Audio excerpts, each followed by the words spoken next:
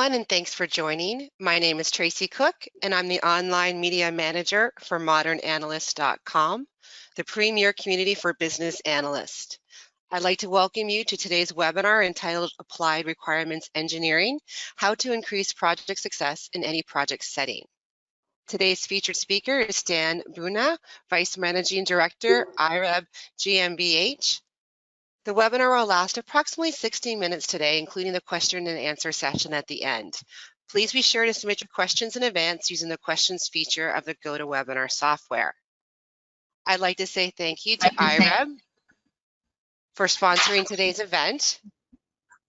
And with that, I will turn it over to Stan. Stan, welcome. Thank you, Tracy. Thanks for the presentation today. Let's give me a few words on the IREB. So the International Requirements Engineering Board is generally focusing on the topic of requirements engineering. So the foundation was founded somewhere in 2006 by the major experts of requirements engineering from industry and also from the scientific field.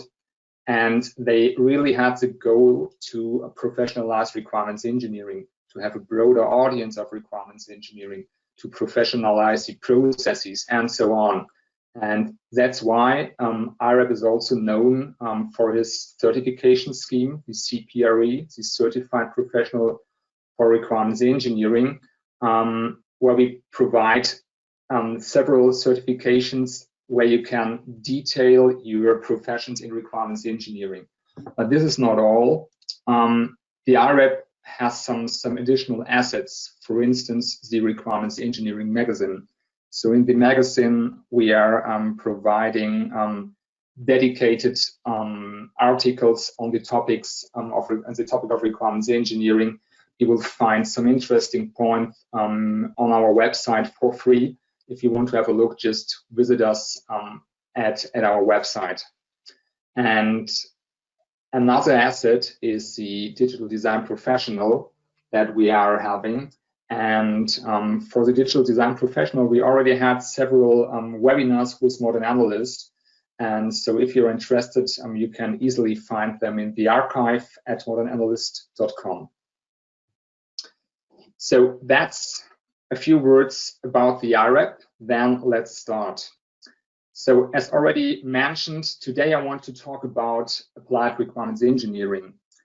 So in general, in our point of view, requirements engineering is a major task in each project. And it doesn't matter if you are in an agile project or if you are in a kind of linear process, so like waterfall project or whatever. So requirements engineering is really essential for each and every setting. That's the main topic we want to talk about today, and we will give some brief introduction in our updated foundation level syllabus. And I also will give some examples where I experienced these, let's say, problems in the real world. So maybe a few words about me. Before joining the IREB, I've been a consultant and was in different projects as a kind of as requirements engineer in the role of a solution designer or project manager. And there were several transformation projects or also product development projects where I experienced the field of requirements engineering. And this, let's say, real praxis examples I already also used for the we also used in our working group for the setup of the new foundation level syllabus, and that's where I want to give you some introduction in today.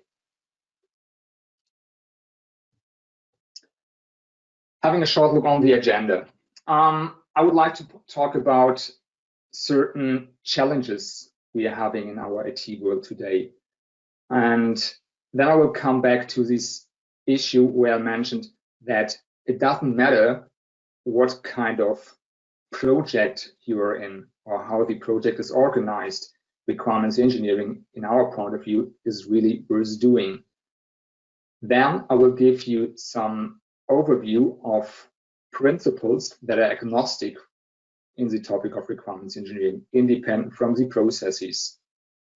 I will give you some intro how to document requirements. There are massive different assets or work products out there, how to document requirements. And it's also important that you really identify the work products that are needed for you. And finally, I want to talk about the tailoring your RE process, because depending on your, let's say, the product you build or on the organizational settings or whatever in your company or based on your project, it's really important to have a look on how to really set up your requirements engineering process. So let's start. Today, the world is really something like it's really volatile. So something, the things are not really clear mostly. So it's uncertain because today the things really change. You have this big complexity. So within the IT environment, but also in the surrounding world. And there's a lot of ambiguity today where we need to focus on the real solutions. That's why we are facing several challenges in our Today IT's project. On the one hand, probably you all know this, you have this increasing complexity of systems and the environment. You have new technologies like blockchain, you have new technologies like 5G, you have artificial intelligence and so on. So this means the systems and the system environment itself getting much more complex than years before. Another challenge we are facing in the software engineering is for sure that if you look on the market outside, anytime there is, let's say, some new competitors that will pop up and have some, let's say, new products, and anytime you need to think about or do you rethink your product, you need to reinvent yourself. You need to be, let's say, competitive in your market space. Otherwise, the others will just overrule you. Then another point is the time dimension. So that doesn't matter if you are, let's say, a small company or a big company, for instance, building cars or whatever. So today, the time to market for new products, if you look back for 20 years, for instance, it's really shrink down. So you really have a limited time to market. This means on the one hand, products are getting complexer, more complex. You need to be innovative. And additionally, you have less time to come out with new products. And finally, maybe most of you know that, project budgets are, let's say, stretched.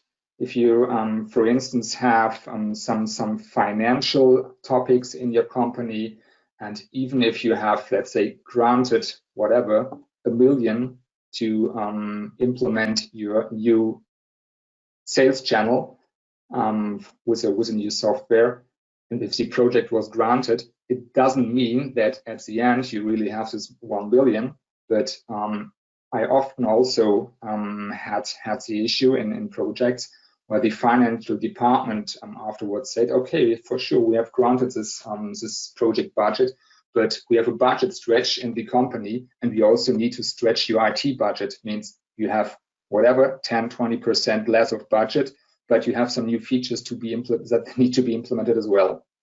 And these are all challenges we need to cope today, and companies need to cope today or to tackle today. This is one reason why today many companies really go to more adaptive or agile approaches. And for sure, this could be the right step. but it's not if this is done in the wrong way. So it's still needed that you think about your requirements, that you think about what is really needed for this product or for this system that you want to build. So this means what I have experienced in several companies in the transformation phase from a more plan-driven development to a more adaptive or agile approaches, companies are often somewhere lost in space in between these different approaches. And in a first step, it's often the case that they say, hey, okay, we are now agile. Who cares about requirements? Just leave out the documentation. Let's say, sit down in a room, talk about everything, and the vendor knows what to build. And here, it's really often the case, and I experience this in several projects, that this does not really happen, because it's for sure it's some kind of misunderstanding of the agile approach on the one hand, but also in agile approaches, you need to do some kind of documentation, or at least you need some awareness and common understanding. What are the real requirements? What needs to be done? And even more, this is the case if, for instance, the development is somewhere outsourced, so it's not developed internally in the company.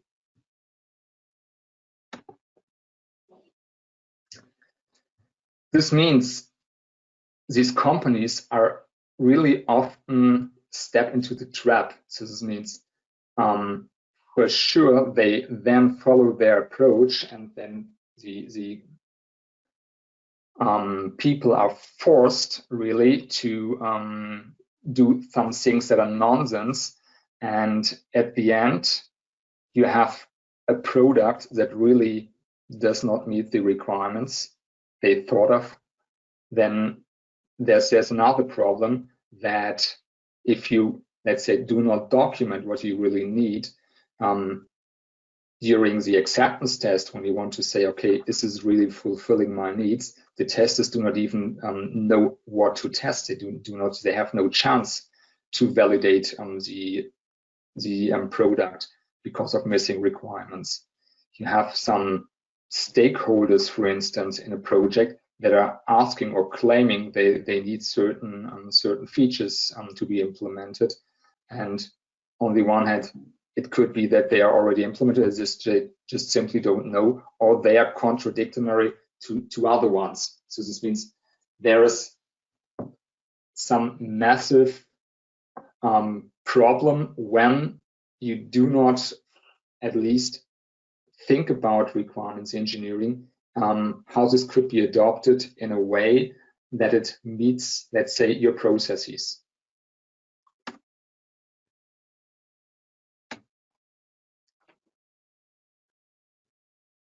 That's why, in our point of view, it's really essential to have something like that. You say, hey, requirements engineering is needed, because if you don't have requirements, you will not get any product out of that.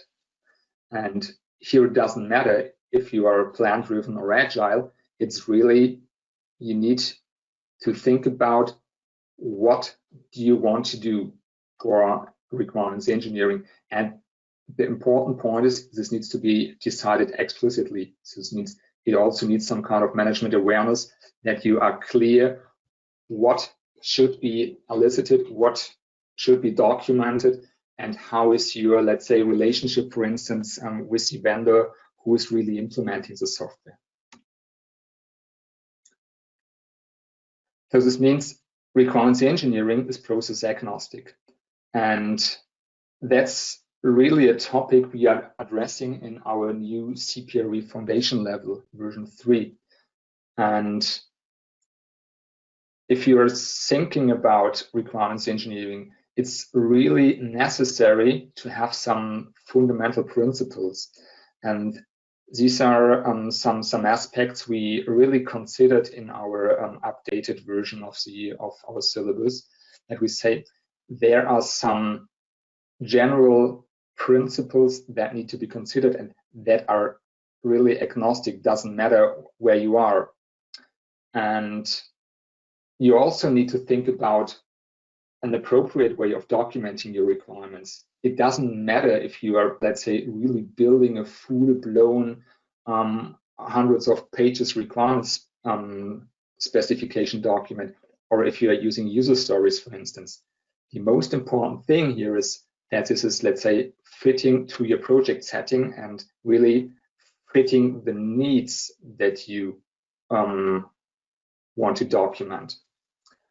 And finally, another important thing that we also consider in our updated version of the syllabus is that the requirements engineering approach needs to be somehow scaled and, or let's say, it needs to be tailored for your process. And that's also a topic we want to talk about today.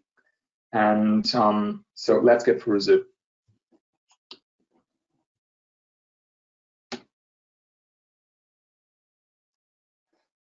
So as mentioned, there are several principles that are needed for requirements engineering, similar as the agile community has some, let's say, general guidelines. It's also important for requirements engineers to have some principles that are really, on the one hand, known and followed to, let's say, really have the success in your project that you need. So we have established 9 different principles. What I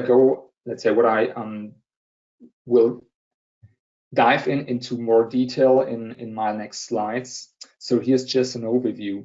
So for instance, what's really important is some kind of value orientation, because for sure requirements engineering and documenting requirements is a matter of cost and time. Then you have to think about your stakeholders. You need to create shared understanding. You need to understand the context of the systems. And for sure, there's this topic of requirements, but requirements are there to solve a certain problem, and they are also there to build a solution, and they are really closely intertwined. We'll go to that in one of my later slides. Then we have the topic of validation. It's really important. So if you're experienced in your projects, you really know that you really need to validate your requirements, and really sooner the better. Changes are no accident, for sure. Innovationism is a topic, and also some kind of discipline work. Let's go into more details and start with principle 1. The topic of value orientation means some kind of trade-off between risk and cost for creating a requirement.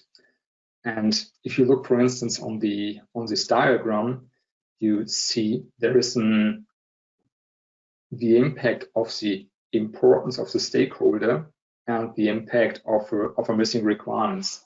Let's, for instance, say I was in a project, for instance, and due to time constraints, due to other topics, people were forced to, let's say, document requirements to meet timelines or to meet deadlines, and to build a kind of documentation. And what happens in these scenarios, you often see that certain stakeholders are really forgotten. Let's assume, for instance, you're creating a new sales system. And for sure, it's quite obvious that you say the salespeople out in the field, they are quite important because they are selling products to the customer, and you need to understand their processes and so on. But if you forget, for instance, the finance department that makes some revenue figures, and they will have some business intelligence running on that, how these, or what kind of contracts are closed, what transactions are done, then it's really you're missing some kind of stakeholder there, or really what might be an important stakeholder. And what happens in the end, for sure, is that you will implement some piece of software, in the worst case, that will not go live, or really go live with a major restriction, because this will not fulfill the entire requirements of the company or of this process. Anytime we're talking about value orientation, it's really important that you have in mind, so for sure you do not, let's say, elicitate or document requirements because it's fun. So for sure, requirements documentation and requirements elicitation, all these processes are done on a purpose. So for instance, it's better to document requirements to structure your thoughts. On the other hand, it's easier to communicate requirements. So if you're in a meeting, in a workshop, for instance, and it's quite easy to maybe to talk about a model or to talk about a GUI or whatever. And here, this is really important that you have something at hand, and then you may also find some gaps that are existing to find some additional requirements. Key message here on this principle is really, for sure, requirements are no means for itself, but you really need to find some kind of trade-off on your thing. You need to think about the risk you're willing to take when you say, hey, I will stop here. I don't talk about more requirements in detail. Another principle is about stakeholders. For sure, in general, if you are building a system, major goal is to satisfy your users or your stakeholders of the system. And as mentioned in the previous slide, so if you were forgetting a stakeholder, or if you do not really, let's say, understand your stakeholders, this is an issue during your elicitation process when you document requirements and so on. So this means it's really essential at the very beginning of your project that you really identify the right people, because otherwise this product or your project might fail. So for sure, if you are lucky, it's just one stakeholder you're not considering, that's not that important. But you also have the issue, if you forget something that's really critical, then you have some certain issues.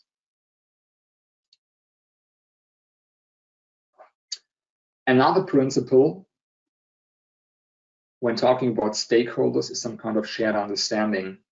So you really need to understand that good solutions are not possible if you don't have a shared understanding. You all know probably this nice picture with this swing construction, if you talk about shared understanding. So it's, even if it's obvious that people need to understand what they are talking about, it's not really common. So let's give an example, especially in a process where you are more in an agile way, then it's really important that you will create some shared understanding, because it's implicit shared understanding, because it's not documented, but you need to know what the people require. You need to know their needs. And this is really, really helpful and really important. Also, to make, let's say, understand your shared understanding explicit, you can do this by documenting. So if you document the requirements that are agreed, then you have the chance to check these requirements, to talk with the stakeholders. Is this really what you need? And if you, for instance, have the Kano model in mind, then there are a lot of requirements that are not even mentioned because people believe these requirements are ambitious.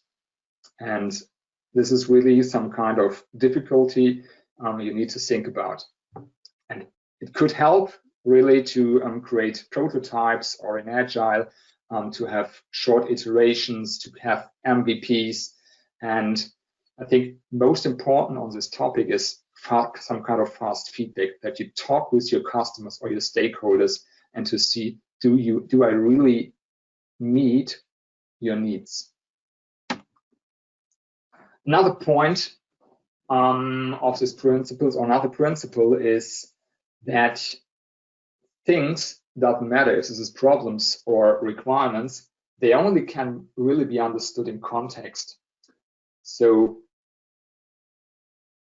if you don't know the domain or the users that shall work with your system, let's use the example, if you're creating some kind of omni-channel sales system, for instance, where on the one hand, the really Salesforce departments should work with. On the other hand, you have some call center agents that need to work with that.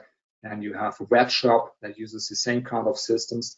Then you really have a set of different people that need to be considered when you think about the requirements that are necessary for the system.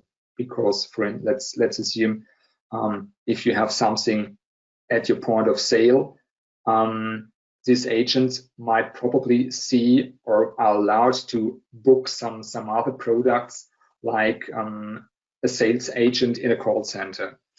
And these are really aspects that need to be considered. That's why it's massively important to really understand the system context. When we are talking about system context, now on the one hand, we are talking about this system. This means this is the object that is in consideration. Then we have some kind of system boundary where you say, okay, these are the users that need to be considered, and they for sure. You can also identify interfaces that are relevant, interfaces to users, some kind of user interfaces, and on the other hand, also interfaces to existing systems, because usually you're not in a green field. You have a lot of legacy systems that you need to consider as well. In addition, you have some kind of context boundaries saying, okay, outside of this is not of interest anymore, and the, let's say, real life that's outside, but this will not be considered.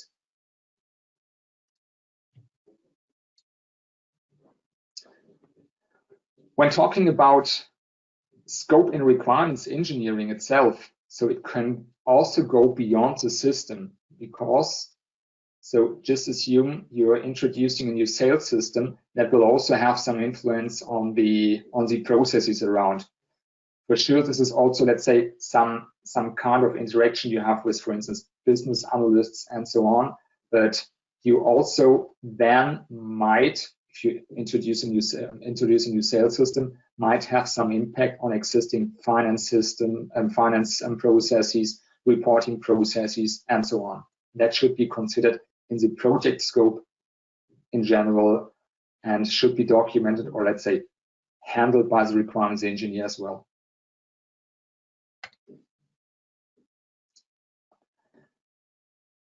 The fifth principle is about problems, requirements, and solutions. So usually most requirements engineers really try to separate these things. And they say, okay, I have some kind of problem room where I have the problems that occur. For instance, how can I easily order a certain product? Based on this problem, you see, okay, you identify the stakeholders that raise this problem, and then you look in the system context, what other stakeholders are around there, and then you create some kind of requirements document, or you create your requirements, because identify people that have a stake in that new system and want to solve this problem, and that's where you're going to document or to identify and document your requirements. And these requirements are used to build a solution. But for sure, it's not that easy, because you can anytime say a requirement is, let's say, so solution neutral than it should be, because you anytime today, especially in our IT environment, you have to consider existing systems, you have to consider existing applications and solutions, and you also need to consider the technology that's around there. And then you have some, let's say, some nice effects on the requirements, where you say, okay, when I use this kind of technology, then the requirements might be slightly can be adapted. This will also solve your problem, but maybe in another way. It also could happen that you say, I will identify some other problems. In a more, let's say, innovative environment, mostly, or it's quite often, that for sure certain people have, let's say, some issues or some problems, and you have a technology driven. So for instance, you see what would be able, based on the technology, based on blockchain, for instance, and then you can see, okay, what is the problem in the market, and then you're creating your needs. And here you have some interaction, say, okay, based on this solution, you create certain kinds of requirements. For instance, if you say, I want to use blockchain to handle some kind of banking transactions and so on. So this could be a proper solution for that. And this means you have a really tight interrelationship between the problem room, the requirements itself, and the solution room. And even if trying to separate it, it's quite important in my point of view that also as a requirements engineer, you also think into what is really available in the market, what are proper solutions that I could use, and that could really fulfill this kind of requirements. Could be alternative solutions that could be used for that. And this really is quite fruitful in your discussion when talking with the stakeholders and providing some information or some ideas how some things could be solved. Principle 6 is about validation, and validation is a core activity in requirements engineering.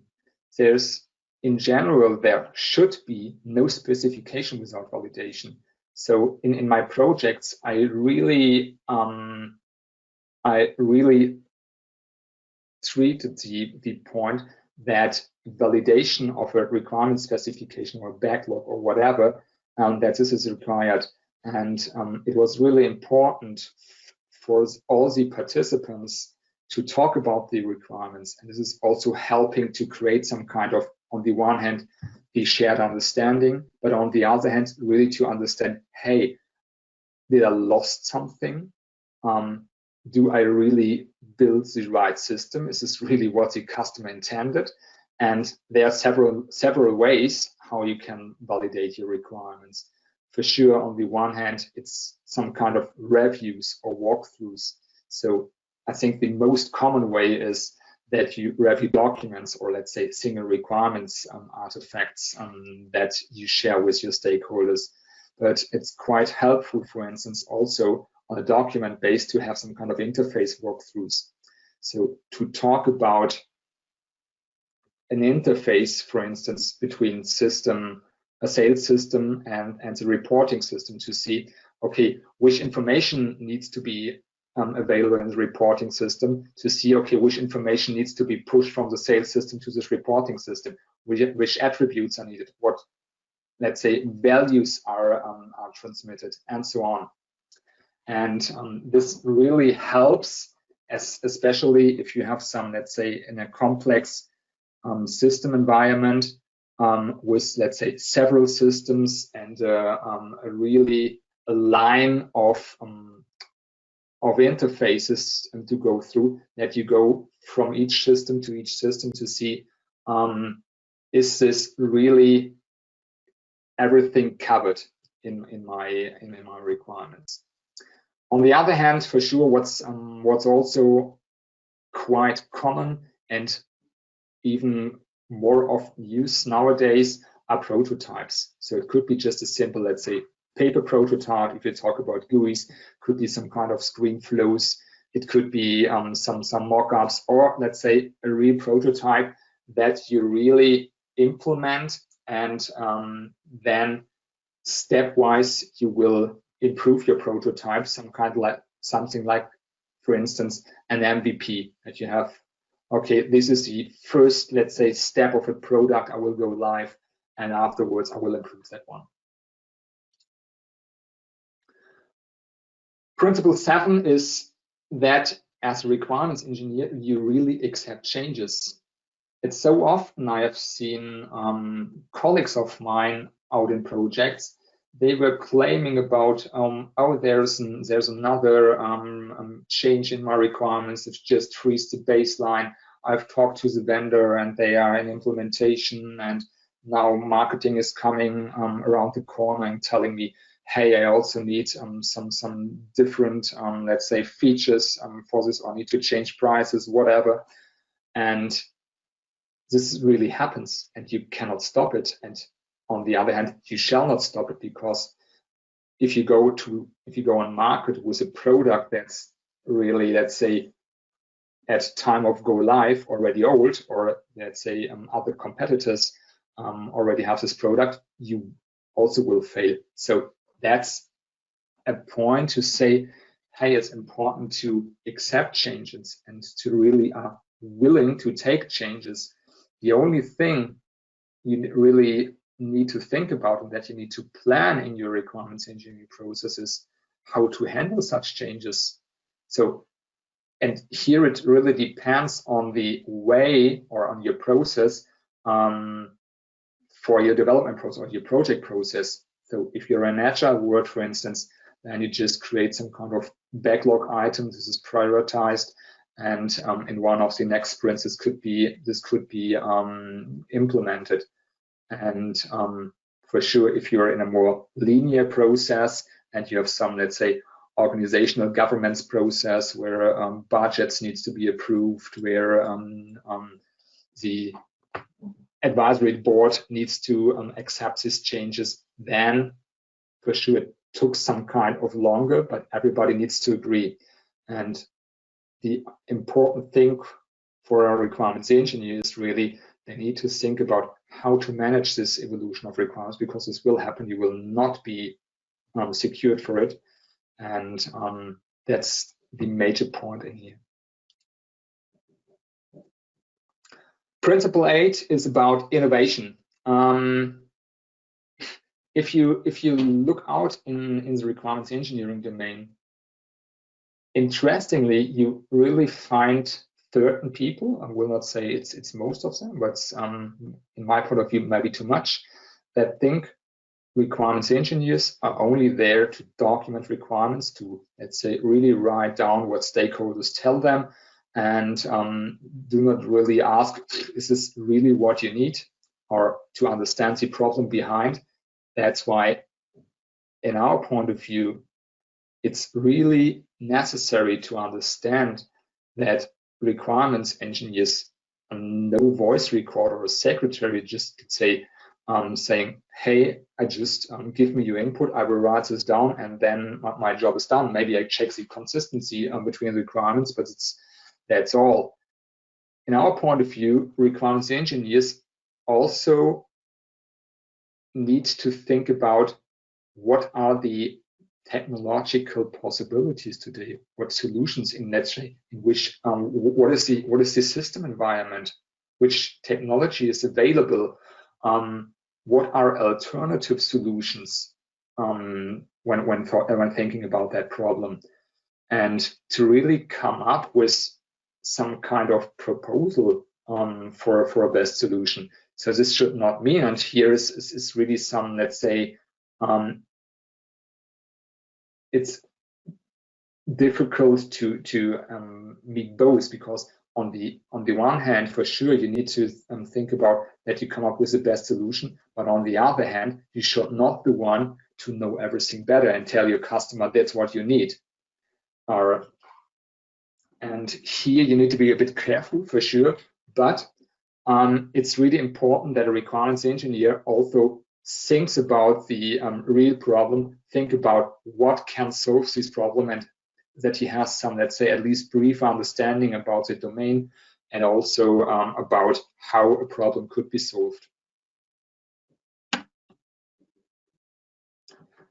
Ninth principle is about disciplined work and systematic. And that's what most people, let's say, in my point of view, fear about requirements engineering. But in my point of view, they don't have to fear about that, because for sure you need some kind of discipline when doing requirements engineering. But you also need discipline when doing agile projects, when using, for instance, Scrum. There are also strict rules. You have certain guidelines. And this is also something you need in your requirements engineering. So this does not mean that everything needs to be documented, everything until the last bit needs to be clear, but it's really important that you think about your work, and also important, so when, for instance, talking about setting up a new process for your requirements engineering process, and it strictly depends on your environment. We will come to this later as well. And you shall not just simply say, hey, last project was quite cool, it was really successful. I will just simply reuse the same way I've done the requirements engineering in my last project, and will do everything the same with the same documents and so on. Then the possibility to fail is really there, because projects are different. If you, let's say, reuses between customers, it's also different, because there is no single RE process out there. For sure, there are some guidelines, there are, let's say, for instance, the principles, but if we are talking about processes, you really need to tailor your process in requirements engineering. So that's about principles in requirements engineering. Then let's come to our topic of the work products. If you look outside, or if we talk about work product, we just simply mean these artifacts that you create when you are documenting requirements. And for sure, if you are, let's say, documenting requirements, this really depends on your process, on your project, on your, let's say, internal governance processes, on internal templates that are available, and so on. So if you look outside, there are really dozens of different work products around. So, and depending on the approach, every approach deals with different work products. In Agile, for instance, you use themes, epics, user stories, tasks, whereas in more classical requirements engineering, you maybe use use cases, specifications, activity diagrams, class models, and so on.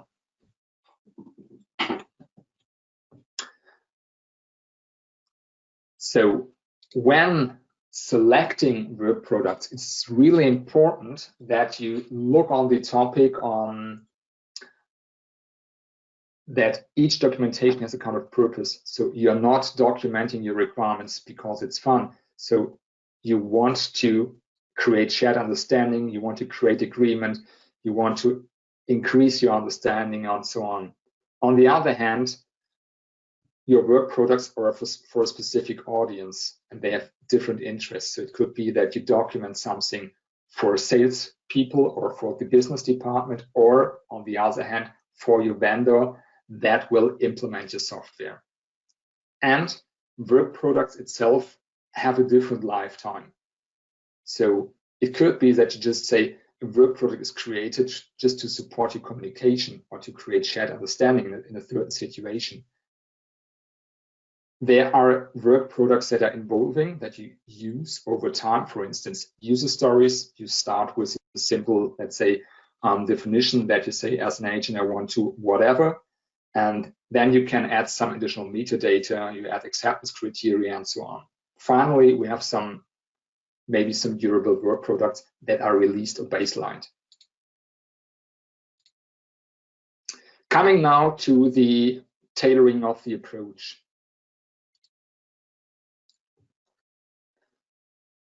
I think it's important, and I also mentioned it several times today, that there is no one-size-fits-all RE process. It cannot be, because it depends really on how you're working. There are different influencing factors. Could be the project type you have. The experience of a requirements engineer could also influence how you really set up your RE process. The complexity or criticality of your projects, the volatility of requirements, development process, and so on. So there are many factors that influence how the RA process should be done. In our syllabus, for this presentation, I will focus on 3 facets. On the one hand, the time facet. So it's more about the development approach. Is it rather linear or iterative?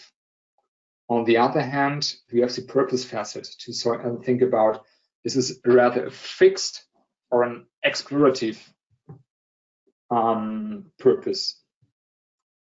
And you have the target facet, where you say, is the product that is to be created rather customer specific or a market oriented project? And depending on these different facets, you really need to think about where am I? And I will just jump over these textual slides. You can see them afterwards in the presentation that's provided for download. Let me step directly into this part of configuring a requirements engineering process. So with these 3 different aspects, we are facing, or we have 3 examples for requirements engineering processes. For instance, let's use, I think, the most common one, or at least in the older, in the past, the most common one, some kind of contractual RE process. So here you are having some kind of more linear process on the timelines. This means your project is really focusing on a plan-based approach. Then you have a prescriptive documentation of all your requirements, because everything that is important needs to be documented in your document. And on the other hand, you're focusing customer-specific development. So here, what you mostly use is classic software requirements specifications, textual requirements, and models, and the information flow in this process is more from stakeholders towards the requirements engineers. Whereas in a, let's say, process, in a product-oriented process, where you have it's more some kind of iterative development that you're focusing, and you are explorative in your requirements, that you, in the first, let's say in your first vision, you do not really know what is the direction really to go. I need to, let's say, explore really the customer feedback and to see what is really needed. And then you have some kind of market-oriented target facet. Then you probably use some kind of agile approach using, for instance, work products, a product backlog, user stories, tasks, descriptions. You, for instance, also use prototypes and so on. And You continuously have some interaction between stakeholders, product owners, requirements engineers, and developers, because you're living from your fast feedback you get from the customers. And that's why, depending on different influencing factors, even if I just showed these 3 examples here, it's really important to figure out what is really going around or what is really happening in your project, and to fit your requirements engineering process specifically to your needs. Coming to the summary. So we talked about today about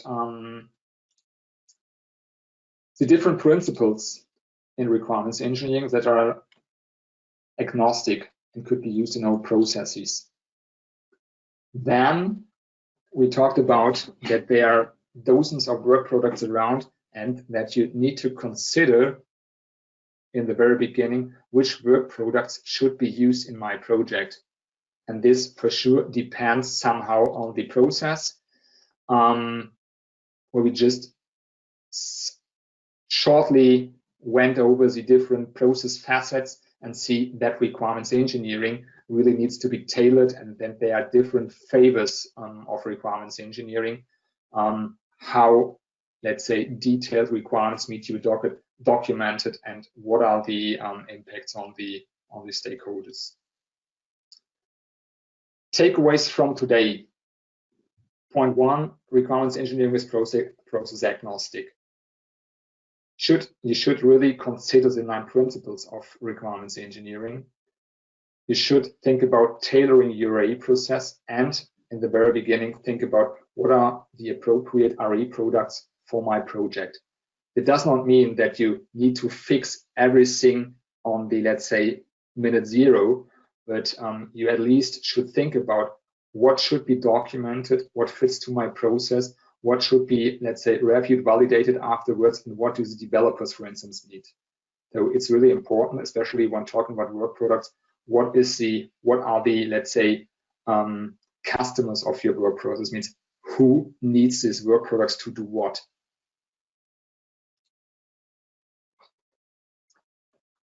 As mentioned in the beginning, these and also certain other aspects are considered in our new foundation level syllabus.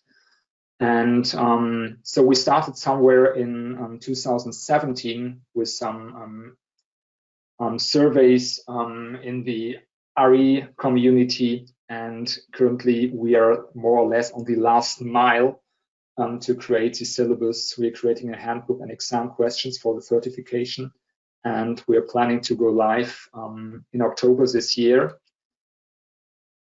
Here's a short overview about the topics we are covering in our syllabus. Today, we had a short look into Education Unit 2 about the principles of requirements engineering. We had really high 10,000 feet overview of the work products, because especially in work products, we go into detail how these work products are documented and so on. And we talked about a bit about the processes and working structures in requirements engineering. In addition, for sure, you have management practices, and we're talking a bit about tool support. So that's our structure for our updated foundation level coming in October. So looking at the time, thank you for your attention. I think the last hour really went over quite quick, at least for me, when talking about these updates in our syllabus. So if you have any questions, just ask them now, or give me and just drop me an email, or visit us at arep.org and get in contact with us. Thanks a lot. Tracy, back to you. Thanks, Dan. I'm going to try and get in as many questions as possible. Our first question, and by the way, what a great session today, but our first question, what are the graphs, maps, or analysis tools you would use regularly for RE?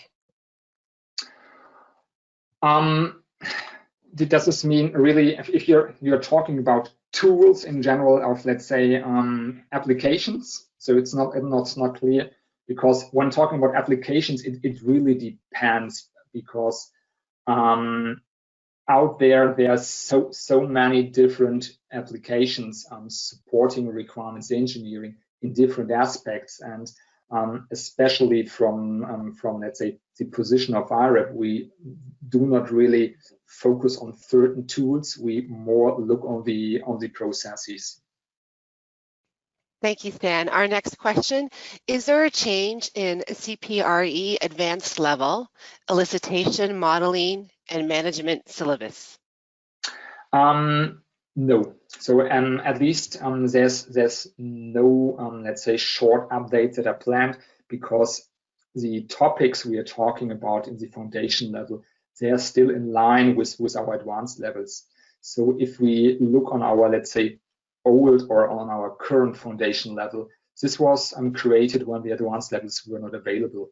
And that's why we also, let's say, on some end, we reduced certain topics in the foundation level, because this is already handled in the foundation level.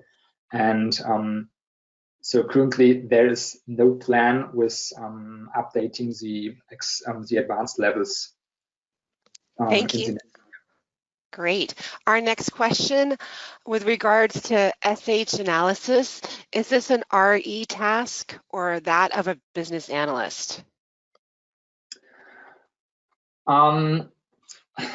The analysis of the software, for sure, in my point of view, this is a task of requirements engineering. For sure, here we have some, let's say, some overlapping at certain time, because in the, let's say, BA, they are more or less, or they are often focusing on processes of the company. For instance, as mentioned in the beginning, when we are talking about the context, they are more looking on the as-is processes, for instance, for sales process, and they are also designing new processes for a to-be process, for the new sales process.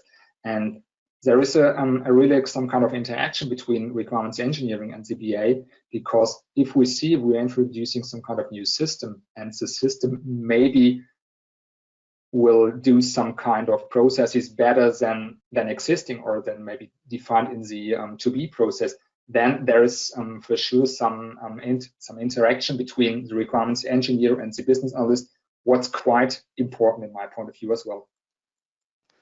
Thank you, Stan. Hopefully we'll get one or two more questions in. Are the responsibilities of the requirements engineer mostly performed by a BA or a product owner? The responsibilities, yeah, I mean, this depends. This depends on your project setting. So in general, I would say, or I would argue, if you talk about elicitation of requirements, if you're talking about documenting requirements, if you talk about, let's say, coping with change or managing requirements, meaning some kind of creating reports, creating or some kind of views on requirements, this is, in my point of view, tasks of a requirements engineer.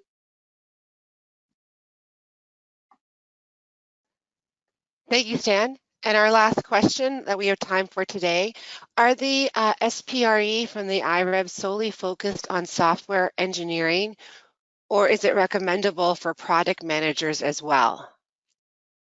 So the CPRE is also, let's say, verse for other domains. For sure, let's say in software engineering, mostly you touch the topic of requirements engineering, but also in other domains, like could be, let's say, building, or especially, I think, in my point of view, as a kind of product owner, it's really important to understand these topics, especially in the foundation level, when we say these are the fundamentals that are required to talk with, let's say, requirements engineers, or to even to talk to designers or developers and so on, that you talk the same language.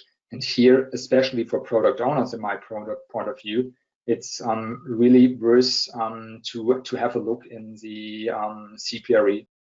Stan, we might have lost Tracy, but we are at the top of the hour, so this is probably a good place to wrap it up. Okay, perfect. So thank you for everyone who joined the webinar. Just a reminder that we will be posting the webinar to our archives page at Modern Analyst within a couple of business days. And I hope everyone enjoyed the event. Have a great day. Thanks a lot also from my side. Bye-bye.